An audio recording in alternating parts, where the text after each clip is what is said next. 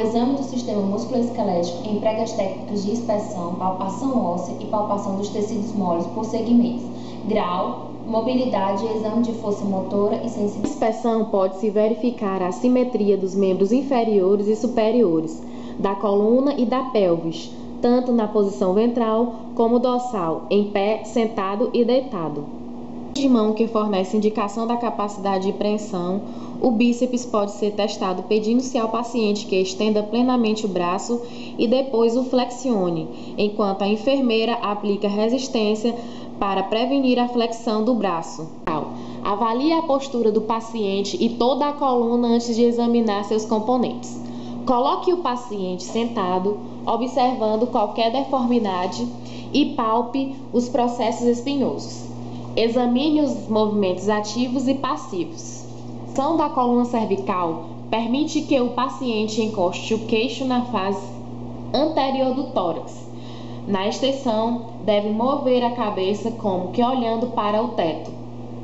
Rotação lateral. O paciente deve rodar a cabeça de um lado para o outro, fazendo com que o queixo alinhe-se em uma quase totalidade com o ombro. Inclinação lateral. O paciente deve tentar tocar o ombro com a orelha, formando um ângulo normal de 45 graus. Ombro. Rotação externa e abdução. O paciente deve tentar alcançar com o braço por trás da cabeça a borda superior da escápula, contralateral. Rotação interna e adução. O paciente deve alcançar com o braço por trás das costas, tocar o ângulo inferior da escápula contralateral. Extensão. É feita com os braços do paciente abduzidos a 90 graus, mantendo os cotovelos em linha reta. As palmas da mão devem retornar para cima em supinação e continuar o movimento de abdução, até que as mãos se encontrem por cima da cotovelo.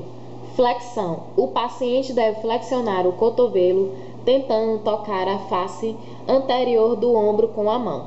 Extensão. O limite é dado pelo ponto em que o cotovelo, flexão e extensão. O paciente deve flexionar o cotovelo, tentando tocar a face anterior do ombro com a mão e punho.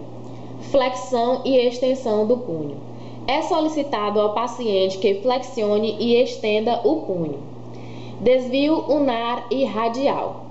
Movendo-se o punho de um lado para o outro, efetuam-se os desvios unar e radial. Flexão e extensão digital. Pede-se ao paciente que mantenha o punho cerrado e solicita-se a ele que estenda os dedos. Na flexão, os dedos fecham-se tocando a palma da mão. Abdução e adução digital. O paciente deve afastar os dedos um dos outros e tornar a aproximá-los. Flexão do polegar. O polegar deve cruzar a palma da mão em direção do dedo mínimo. Quadril e pelve. Abdução. Solicita-se ao paciente que afaste ao máximo a perna, observando a limitação do movimento. Adução. O paciente deve cruzar as pernas alternadamente, primeiro à direita, à frente da esquerda e vice-versa. O paciente deve levantar o joelho em direção ao tórax. Flexão, extensão e rotação externa. O paciente deve descruzar as pernas, apoiar a face lateral do pé no joelho oposto.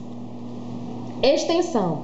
O paciente deve ficar sentado, de braços cruzados, com as costas eretas e elevar as pernas.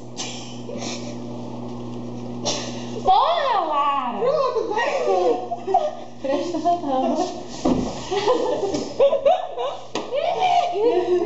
Presta esse final bem. Vai ficar com ele. Vai ficar com esse final bem. Vai ficar com esse final bem aí, vai. Bora, tá descarregando, ó, já tá piscando. Tá piscando, já não dá mais tempo não. Joelho. Ai. Mulher e marcha, ó. Bora. Nossa. Pera aí, flexão. Joelho. Flexão. O paciente deve ser capaz de Fletir os joelhos simetricamente até ficar em posição de cócoras. Extensão. Com o paciente ereto, observar se os joelhos estão totalmente estendidos. Esse aí é depois, vai botar calma. Tornozelo e pé. Flexão plantar e movimentação dos dedos. O paciente deve andar na ponta dos dedos. Dorsiflexão. Andar sobre os calcanhares. Inversão. Andar sobre a borda lateral dos pés. Eversão. Andar apoiando-se na borda medial dos pés. Coluna lombar. Flexão. O paciente deve curvar-se para a frente ao máximo, mantendo os joelhos eretos e tentando tocar os pés. Extensão. A examinadora fica em pé ao lado do paciente, com uma das mãos sobre a espinha ilíaca e com os dedos voltados para a linha. Inclinação lateral. Fixando a crista ilíaca, pedir ao paciente para inclinar-se à direita e depois à esquerda, ao máximo. Rotação lateral. A examinadora fica atrás do paciente, fixa a sua pelve com uma das mãos e coloca a outra sobre o ombro oposto. Em seguida, com o tronco fixo, gira a pelve e o ombro posteriormente. A função primordial da marcha é locomover o corpo de um ponto a outro por um ciclo dividido em duas fases, a fase de apoio e a fase de balanço.